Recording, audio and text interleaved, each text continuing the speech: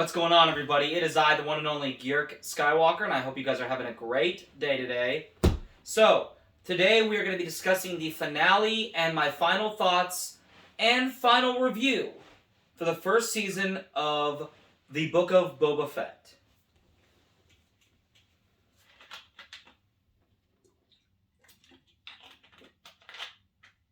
Okay. Alright. Now, before I begin into this review, I do want to say the next time you will see me after this will be in March 30th, because I'm going to start doing watch parties for Moon Knight, as long as that goes.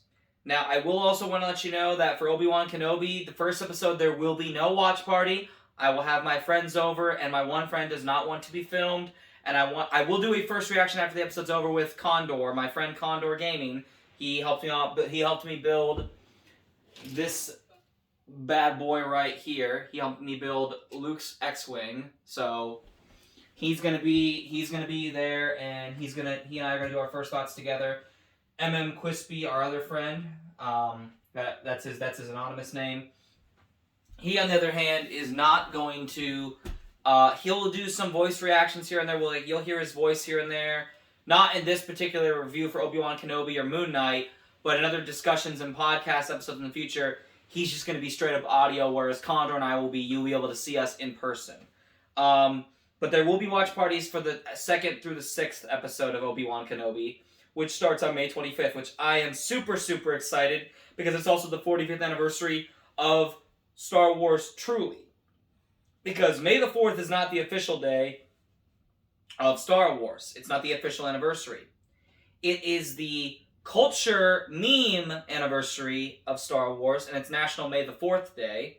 Like, may the 4th be with you, may the Force be with you.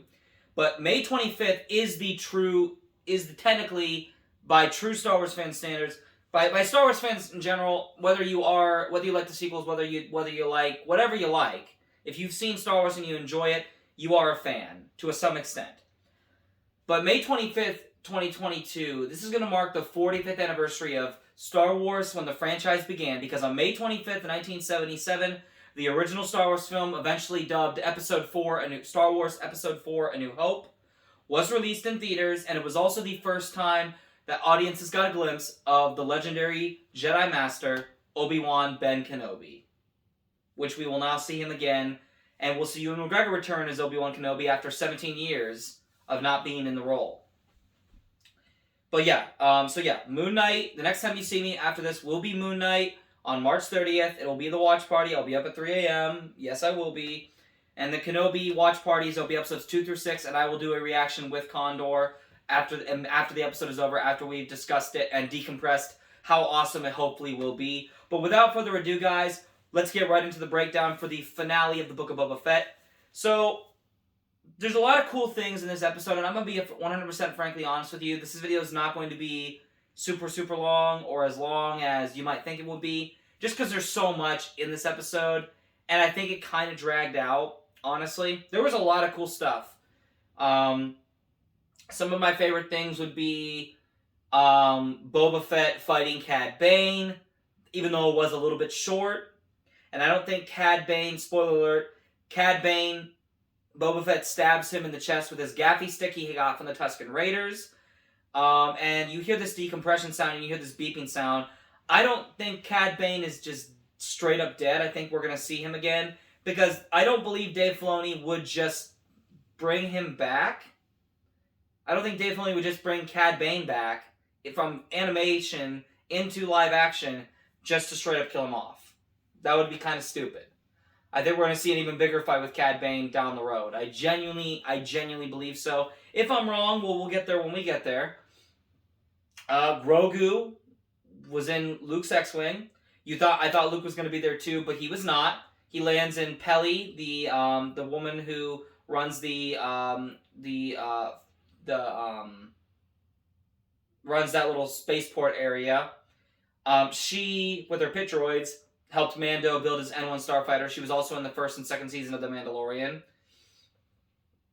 And on top of that, so Grogu is the only one in the ship, so it's kind of out of Luke's character, the true Skywalker's character, to do that. And I do not like where that is headed, but hopefully they don't take it too far and they don't go into the sequel era. That's my only genuine hope. But what I will say is it was cool to see Grogu reunite with the Mando after so long. It was cool to see him. He jumps up to him and gives him a hug when they're being chased by these giant shielded droideka-like droids that are going across the city. And we also get to see Boba Fett and Mando team up with jetpacks and fly around and shoot pikes. Then Boba goes back and gets his Rancor, and the Rancor starts clapping cheeks and stomping on people and throwing things at pikes, and he even eats one of the pikes. You get to see that. I'm like, yes! I'm not gonna say this episode was my favorite, and I'm not gonna say the show was my favorite, because just because it's Star Wars, and just because I like it better than what anything Disney has put out, other than Solo and Rogue One, the Clone Wars Season 7, and even Rebels, I really have not been impressed by Disney, and I like also Jedi Fallen Order, and I'm looking forward to Jedi Fallen Order 2, and some of the other things that they have coming in store for us, but I'm obviously cautiously optimistic. So those are some things that are some highlights that I thought were very, very cool. Is, the Rancor wrecking people, freaking Boba Fett riding the Rancor, Boba Fett and Mando teaming up. The Boba Cad Bane fight was still cool. He pulls off Boba's helmet and goes, "This is my final lesson to you." And he also tells him, "You're getting soft in your old age," and Boba goes, "We all do." And it's like, no, that's not how that works, generally speaking. You might be more mature to handle those types of situations. You don't react the same way as you do when you're younger. Or maybe you don't take as much crap when you're older, more so. So I feel like they kind of did Boba Fett dirty. Like, I honest to God, I feel like they kind of just really did him dirty. If you want my 100% honest opinion, I think they did Boba Fett dirty in the show. Now listen, I will say this. The first 2 episodes, yes. Phenomenal. We see Boba Fett being the legend that he is, pull himself out of the Sarlacc pit, flaming himself through the Sarlacc pit. We see him survive the brutality that the Tuskens put him on and put him through in this first episode. Then we see him earn their respect and become part of the tribe in the second episode. Really, really cool, awesome episode. Truly loved it. Third episode was alright. Fourth episode was alright. Kind of lame. Fifth episode was awesome because Mandalorian returned, and we got to see him use the Darksaber. That was really cool. We got to see him, really just make this N1 Starfighter his own.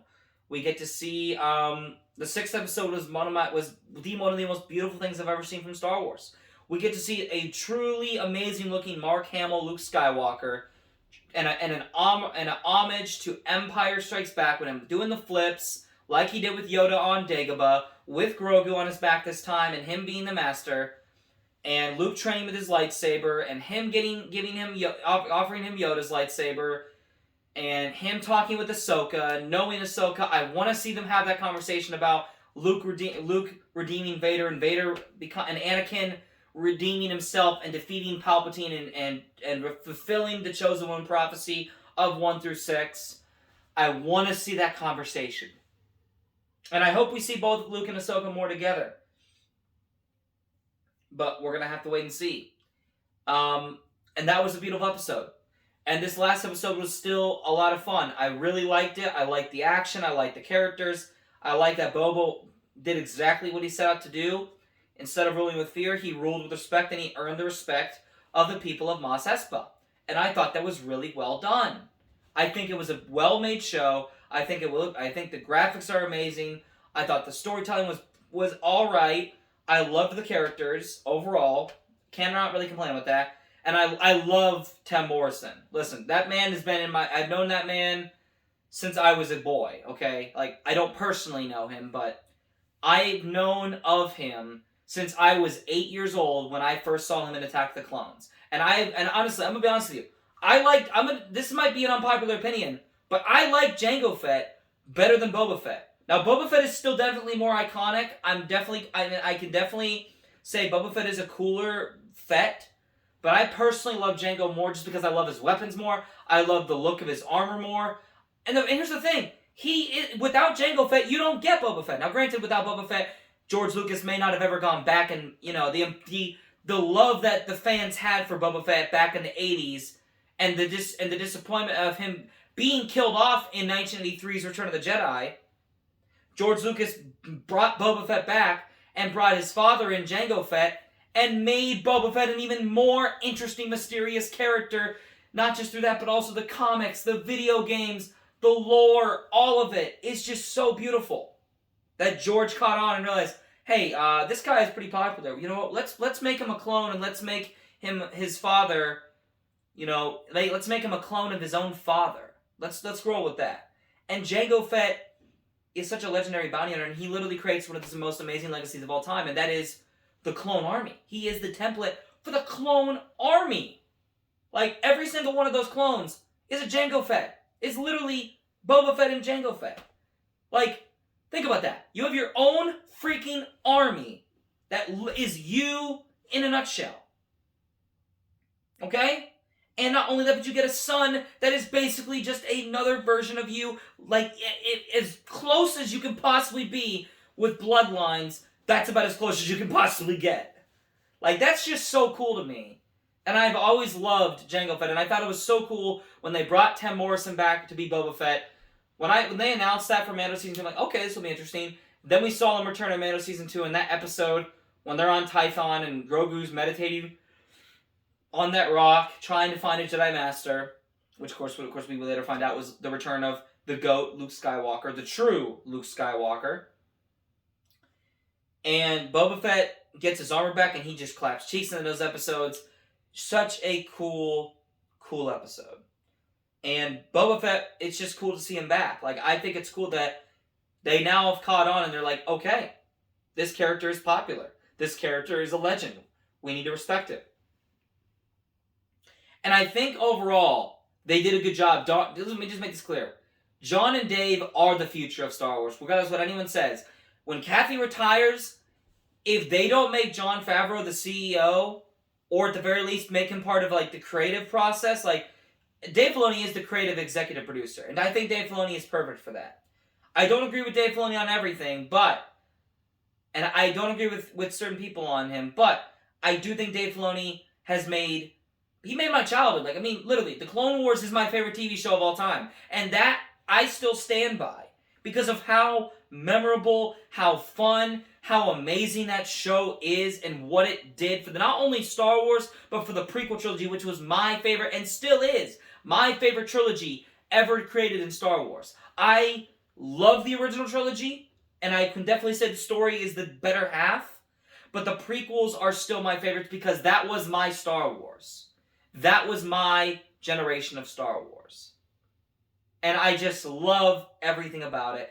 I don't care as much for Attack of the Clones as I did when I was a kid, but I still love it because it was my Star Wars. It was for me. It was made for me.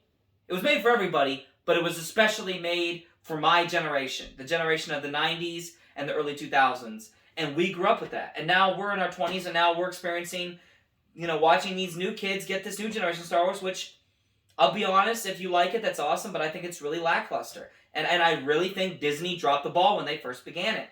I didn't realize it. We didn't really see them drop the ball until The Last Jedi. But, with that being said, I think that John and Dave are moving Star Wars into a better area. Deborah Chow doing the Obi-Wan Kenobi series and directing the whole show. Her episodes of The Mandalorian Season 1, her 2 episodes she did, absolutely amazing. Now again, I know I'm kind of ranted and raved here, but let me just be clear. This show was kind of, the Book of Boba Fett was kind of all over the place, guys. It truly was all over the place. It just was. I need a sip. Give me a second. Oh. I love that I can still drink soda as an adult, even though I'm only 22 and I should, still be, losing weight quickly. 0 calories. Because sugar stuff bothers my stomach now. Yep. Adulting is fun. Anyway, So, I really think the Book of Boba Fett was kind of all over the place, and like I said, the first 2 episodes were absolutely amazing, and I think they truly respected the character of Boba Fett and who he is. And I don't even care that they took him in a different direction. I think, does he talk a little too much? Sure, in certain areas. But here's the thing. People act like there wasn't an expanded universe. Like, whether there was the old one or the new one. Like, yeah, he still doesn't talk as much as other characters in the comics or the games, which is fine. I don't expect him to do that. He is supposed to be more stoic. But he still talks a decent amount in the comics from both the old Legends expanded universe and the new canon. Okay, there's the Bounty Hunter Wars, people. Did you forget about that? Like, people want to act like Boba Fett shouldn't speak whatsoever. Like, fine, just make him a mute then at that point and don't even give him a show. Like, you can't have it both ways. Like, again, he wasn't as popular then. I mean, he was popular in 5 and 6 when those movies came out. Especially when the special editions came out. In 97 specifically. But Boba Fett has always been a legendary character. Even when he didn't have that much screen time, because he looked so cool, he became this icon. Like Vader, like 3PO, like R2, like Luke, Han, and Leia, and Chewie, and Lando.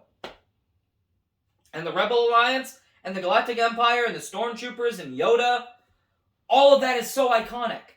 And Boba Fett was not much of a talker. No, he was not. But, if you look at the Legends Expanded Universe, you look at some of the new canon comics, he does speak. Okay, Boba does still have to communicate with people to get his points across and, to get where he wants to go. If he doesn't have to use violence, of course, which of course he does. But Boba still speaks. Yes, he doesn't have to speak, like, as much as Vader or Luke or whoever the case may be of characters that, name a character that speaks more than Boba Fett. You can name quite a few. I can name quite a few.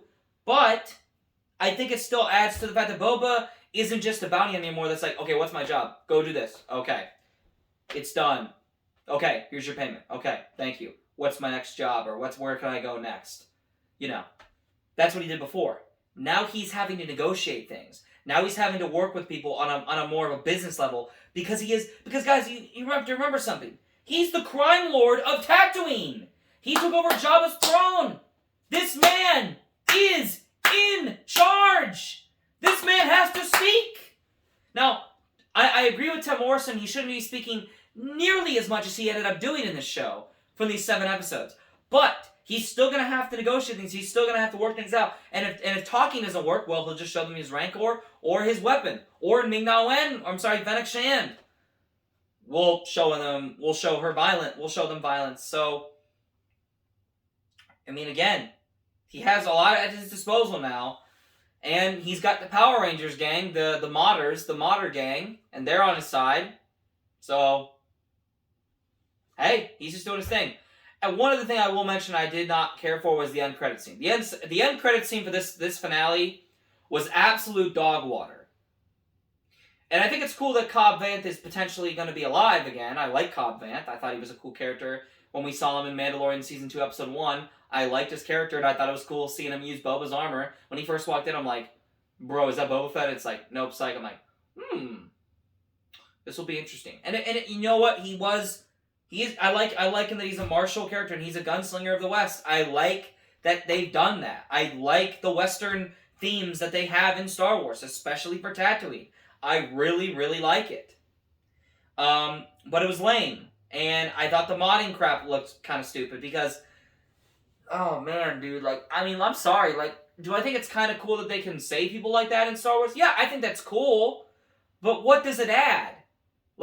Congratulations, we're gonna see the Thundercat rapper, dude, freaking put Cobb Vanth in the Bacta, and he's gonna mod him up and help him live. I doubt Cobb Vanth's deputy's living, because Cad Bane put, 3 or 4 blaster bolts in him, but, hey, I could be wrong about that, they might save him, too. But we know Cobb Vanth is definitely going to be seen around again, and probably, I would imagine, maybe Mandalorian Season 3, definitely probably the next season of the Book of Boba Fett, which I imagine, with how popular Boba Fett truly is as a character, and here's the thing, even if it didn't do well, I still don't imagine that they're going to not do another season, because I think Mandalorian, Book of Boba Fett, Ahsoka, they're all going to connect. And maybe even Obi-Wan Kenobi to a certain extent. Again, that's a little bit farther back. That's farther back. That's before the Battle of Yavin. That's before the era of the... Before we're right smack dab in the original trilogy. It's 10 years after the prequel era is basically over. And this is going to... Obi-Wan Kenobi and Andor are both going to end the prequel era, along with Rogue One. Rogue One is the movie that ends the prequel era officially. And then Episode 4, New Hope, is what begins the original trilogy era. And it goes all the way through the comics in Episode 5, the comics in between that and 6, all the way to Episode 6, and that, of course, ends the original trilogy era, and we're now in the post-Empire era, post-End of the Empire era, and, New Republic era. The beginning of the New Republic. But I think... I don't see them not making more seasons of Book of Boba Fett. But overall, as a Star Wars show, I'm going to give it a 8 out of 10. In terms of a standalone show, I give it a 5 out of 10. In terms of Boba Fett, I'm sorry, I'm giving it a 2 out of 10. This was supposed to be Boba Fett's show, and I think while seeing the Mark Hamill true Luke Skywalker being a legend and looking so freaking sexy as he did, and Grogu and him training with him, it takes away from Mandalorian Season 2's ending that Grogu goes back with Mando. Maybe he'll go back to Mandalorian Season 3, because, Mando's still learning to use the Darksaber, and it's maybe he's maybe I need to get some training from Luke. I'm going to go back to Luke and have him help me train with the Darksaber. So he can maybe help go take on and rule Mandalore. Maybe help Bo-Katan reclaim Mandalore from whatever the case may be. And I obviously we're not going to see Cara Dune again, but because, Disney canceled her because they're stupid, but... That's okay. What do I know? I'm just a straight white male, guys, right? Anyway, moving past that, not bitter at all, not salty at all. Just a little disappointed in Disney and Lucasfilm's really poor decision making and their leftist agenda. I'm not thrilled about some of the decisions they've made over the last couple of years. As many of you are not either, and have heard me rant and rave about it. I'm sure there's plenty of you with me that aren't thrilled about Disney and Lucasfilm's decisions about a lot of things. I will say, them having John and Dave work together has been an absolute dream. But again, I hope if they do a second season of Book of Boba Fett, that, as I said with the end of the Bad Batch, I hope they don't have so much dang filler, because it just is not necessary. One or two filler episodes is fine, okay? Maybe 3, but really, with a show like Boba Fett having as many episodes as it did, come on. First of all, there needs to be at least 10 episodes, number one. Number two, you need to focus on Boba Fett. You need to focus on growing him as a character, not just having him become this nice guy, because Boba Fett should be ruthless. Boba Fett should not give a crap about other people's needs necessarily at all given times. That should not be the thing. One other thing I also do want to mention is I like seeing Black Chrysanthemum fight and then get injured, but then Boba's you've earned my back to tank after this. I think we're going to see more of Black Chrysanthemum with Boba Fett if we do see more seasons. And I imagine I hope we do see that Black Chrysanthemum fight from the comics where Obi-Wan gives him the scar with his lightsaber on the rocks. I hope we do see Obi-Wan Kenobi fight Black Chrysanthemum. I hope we do. If we don't, I'm okay with it and I'll be alright with it, but you literally just brought him in. I hope that you're going to take the opportunity to show Obi-Wan fight Black Chrysanthemum, because that would be freaking lit if they brought that into the comics, from the comics, and just adapted that to live action. So cool, I would hope. And again, my eyes and my ear, my attention is going to be focused specifically now towards Obi-Wan Kenobi. Because, guys, listen, in 2 months, as of April 5th, LEGO Star Wars: The Skywalker Saga comes out, and I will be unboxing that. I actually just went today and pre-ordered the PS5 version, the deluxe edition, and the regular standard version for the Switch. I have been waiting for this game for 3 years. I'm so excited, number one. Number two, when we get to May, I'm going to be so nervous but excited for what we are going to be getting at the end of May. I am going to be so freaking excited for Obi-Wan Kenobi. Because this is a show I have wanted to see since I was about 13, 14 years old. I have wanted to see Ewan McGregor return as Obi-Wan Kenobi whether it was a movie or whether it was... Ever since Disney bought Lucasfilm, I've wanted to see Obi-Wan return. We've had rumors about it for years and years and years. And now, we are finally getting that. After 3 years of waiting, after Ewan McGregor at D23 in August of 2019, he confirmed that he was returning to play Obi-Wan Kenobi. And he's even said, I know it will satisfy fans. I am so thrilled and I am humbled to have done this. And I'm excited to give this back to the fans. I love Ewan McGregor, and I love that he has loved being back as Obi-Wan. I'm glad that we're going to see Hayden Christensen return as Anakin Skywalker, Darth Vader. I'm excited to see maybe live-action Clone Wars scenes with Tim Morrison as Captain Rex or other clones. Maybe we'll see Rosario Dawson as a younger live-action Ahsoka. Maybe, heck, Ashley Eckstein might even be Ahsoka in live-action as a young Ahsoka from the Clone Wars. I don't know, guys, but all I know is I am just so excited for the future of Star Wars. And I think it is going to be bright, and I hope to God that they would just steer clear of the sequel era. Because they need to move away from that. They need to move away and make that its own timeline of canon. It can still be canon on its own timeline, but it needs to not be the main timeline canon after Return of the Jedi. They need to do something else. They need to make another sequel trilogy, and they need to redeem themselves. If they're going to earn people's respect, and they need to tell a good story that truly fits with George Lucas's 1 through 6. And they need to have George Lucas on board with it. They need to have George Lucas advising and watching over it. Because at the end of the day, whether Disney owns it, whether someone else owns it, this is George Lucas's story. This is Star Wars based on Star Wars. At the end of every credit scene, it's based on Star Wars. Created by George Lucas. Now, does that mean George Lucas made everything right in Star Wars? No, he did make some mistakes, and he has owned up to that, like the wooden dialogue. But without George Lucas, we would never have Star Wars. So we need to honor and respect his legacy, and they need to honor and respect his story. And if they are not willing to do that with any more future stories, then I'm going to tune out. And I'm going to be done. Like, I'll still watch it, but at this point, and even if it's good, and they start going back to the right area, okay, fine.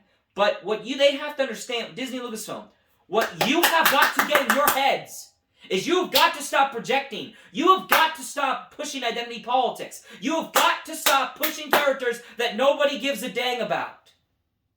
Nobody gives a wet fart about. Rey Skywalker, as you want to call her. Nobody gives a wet fart about the Finn that you gave us. The Kylo Ren or Ben Solo that you gave us. Rose Tico. Nobody wants those characters. There's a handful of people that want those characters. You need to move away from those characters. And even Daisy Ridley and the other actors like John Boyega and Adam Driver, and Oscar Isaac, they want nothing to do with you now because you ruined it. You had something going, you had potential with The Force Awakens, which I will still say, I can still watch and enjoy it by itself in isolation. But you just shot yourselves in the foot with The Last Jedi, then you crapped on the fans, you called us man babies, misogynistic Nazis, and frankly, I'm going to tell you right now, that was that. I didn't know brain cells could be that dense for a company, but evidently that was. Then you brought in The Mandalorian before The Rise of Skywalker came out. That was a great show. Rise of Skywalker was a crap show. Absolute garbage. Absolute disrespectful. You finished Rebels. Clone Wars Season 7 comes out. That's a beauty. That's an absolute beauty. Completed my childhood. And then you have Mando Season 2. And then you cancel Gina Carano. Because you're a bunch of idiot libtards that don't understand that what she was saying was not to be disrespectful to Holocaust survivors or Holocaust deaths. But was simply saying that because of the way our world is, because of the beer bug, as I'm going to say, because I don't want to have this video taken down, even though I'm not monetized. Come at me, YouTube. Because of that, you want to say that because people choose a medical decision to not be vaccinated, which in my opinion, I don't care. If you want to get the vaccine, I recommend it. If you don't want to get the vaccine, I don't care. Just be considerate and love your neighbor, and if you're sick, maybe best not to go out. I think that's a golden rule that is just common sense, even without the beer bug happening. but because that she says that people were ratting out their neighbors, like the Germans were ratting out their Jewish neighbors and ratting out anyone that hid the Jews from the Nazis. And I don't care, I'm going to use that word because you know what, YouTube? Words have meaning. Don't act like they are the biggest taboo. That because of those things, and because you think that she's making fun of Nazi Holocaust survivors, that all of a sudden she is the worst human being ever and you cancel her and you fire her. No, Disney, Lucasfilm. It is because you are a bunch of soft, beta male, white, moronic snowflakes. Not even white, you're just a bunch of dumb snowflakes that are soft and sensitive and do not know how to deal with actual tolerance that you claim to have for everyone. No, you don't. You most certainly do not. And that has got to stop. Because I'm saying this and I'm setting this right now because I'm telling you right now, when we get to May, if you ruin Obi-Wan Kenobi, that is it for me. I'm out. I'm done, man. I'm done. This is your last chance with me. And I know I'm not the only one that agrees with this. There's already people that are tapped out of Star Wars, and I feel bad for those people. Because I have given you more than enough chances, and I think you've definitely done a better job of redeeming yourselves. Mostly, at least give or take a few spots. But you got a lot of work to do, Disney and Lucasfilm. You got a lot of work to do. And I know you're not ready to retcon the sequels, but one time or another, it's going to come. And that starts with the Book of Boba Fett going forward here. Need to move away from this garbage canon of the sequels. Again, if you like the sequels, I'm happy for you, and that's great. I wish I could. But they are disrespectful to me, and a lot of other fans are turned off by them. And they are so disrespectful to not, and I'm not even talking prequel hate. Like, yeah, the prequels got hated on. Yes, the prequels had their flaws. But people can recognize that they still are respectful because, not just because George Lucas made them, but also because it respects what came before it, which was the original trilogy. Even though technically, canonically speaking, they come after the prequels. They still respect it. So Disney, Lucasfilm, Obi-Wan Kenobi for me, this is going to be your last chance. Now granted, this does not mean I hated the Book of Boba Fett, but overall, guys, as a Star Wars show, it was just all over the place. I had fun. I enjoyed waking up at 3 a.m. for the majority of the episodes. The only episode I didn't was episode 5 because that was when my left quad was a lot worse. The injury was a lot worse. It's a lot better now. Went to the chiropractor today, got adjusted. I feel really great, guys, honestly. And again, I am hopeful like my boy Luke Skywalker, and I am hopeful that the future of Star Wars will be bright, and the future of entertainment will be bright. But time will tell. What did you guys think of this finale? Like I said, once again, it is a 2.5 out of 10 for Boba Fett, 8 out of 10 for Star Wars overall, and 5 out of 10 for the John and Dave verse, the Filoni verse, the Favreau Filoni verse. 5 out of 10.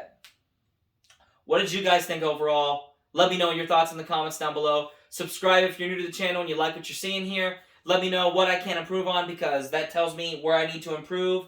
And I also appreciate that. And for all those that have continued to support me, I appreciate your support. And until March 30th with the premiere of Moon Knight, with that watch party at 3 a.m., until then, remember, God bless, stay safe, and the Force will be with you, always. Take care, guys.